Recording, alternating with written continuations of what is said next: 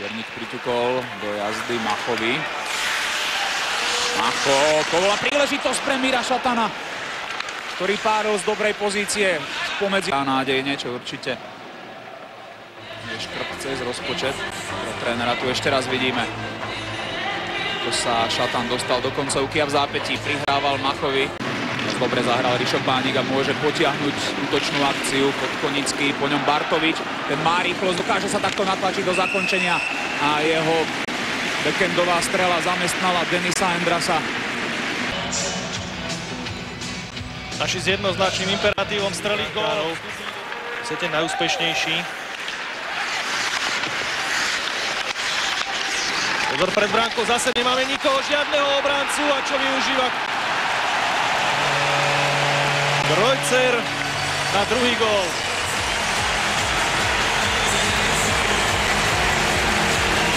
Znova prvá strela na našu bránku v tejto druhej tretine 2-0.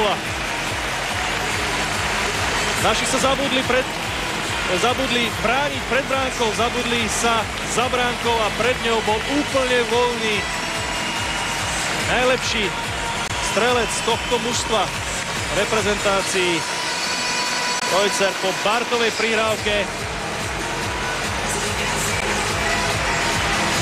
Prehrávame 0-2. A napriek tomu, že sme mali jasne hru vo svojich rukách v tejto druhej tretine, stačil okamih na to, aby Nemci pred bránkou ukázali svoj pásme. Lindner. Šatan, Sekera si najazdil pred bránku, ale už musí od nej odstúpiť. Čiernik pred bránkou nedokázal. Čiernik za sebou má voľného Sekeru. Lindner neponáhľal sa zo strelou, zatočil naspäť. Sekera. Sekera snažil sa mu tam urobiť slonu. Lindner, ďalšia dorážka a znova Čiernik neúspešný. Endras ponúkol príležitosť našich hráčov. Útočné pásmo. Šatan, opäť je Zagrapan pred bránkou. Graňák. Isto vie vystreliť. Veľa toho Endras nevidel. Šatan nedorážal puk. Opäť tam máme dvoch hráčov pred bránkou. Už tam je väčšia prítomnosť našich hráčov. Majeského strela. Ale Endras... Už sa mu vyrovnal Alexander Barta. Daniel Krojcer dosiahol svoj prvý gól na týchto majstrovstvách. Presilovku sme nezahrali zle. S častou streľbou, ale vidíte, Nemci všetci štyria v okolí vlastného bránkoviska. To sa presadzuje veľmi ťažko. Bol tam Ivan Čiernik. Práve toto sú priestory, v ktorých sa pohybuje najčastejšie. Rodák z Česka. Určite sleduje s veľkou nádejou aj tento prienik, ktorý ponúkol. Aj ostal v bránke.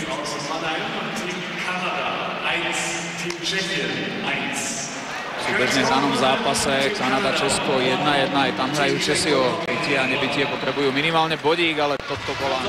Naši sa znova krvopotne snažia získať po útočnom pásme. Podarilo sa to. Čiernik, Sekera, Lindner. Odvážil sa vypáliť z uhla. Lindner teraz. Vyrazený puk znova pred bránku medzi kruhy, kde ale nebol nikto v bielom. Nemci prežili prvú časť presilovej hry, možno prvá vážna strela. Lindner na Čiernika. On tam naďalej ponecháva vlastne identickú zostavu. Je Zagrapan.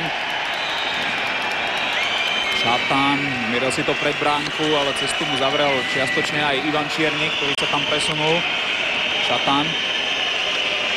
Lindner. Pred bránkou je Tatarová prihrávka. Majeský vypálil Endras. Všetko za stav našej presilovky v poslednej minúte druhej tretiny. Ivan Majeský, náš jediný úspešný strelec v zápase proti Rusku, si nespomenul na svoj štvrtý reprezentačný gól. Či tretí, ktorý dal proti Lotyšom. Vidíme ako tá... Zagrapan so Svatošom a Šatanom, ktorý sa vydýchal na hráčskej lavici, tak ako Lindner. A zda pol minútu Marek Svatoš a jeho prvý reprezentačný gól! Je znížené 1-2, výborne chlapci! Využitá presilovka v poslednej minúte druhej tretiny. Gól do šatne. Denis Endras. Kúzla zbavený. Tak predsa len by to ešte mohlo ísť.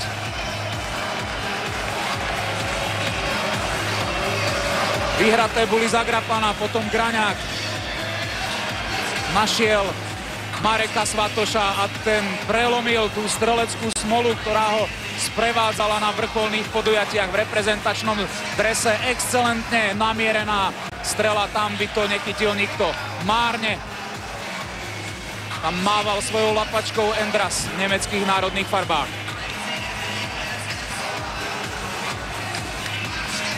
Tento gól by mal vliať do žil našich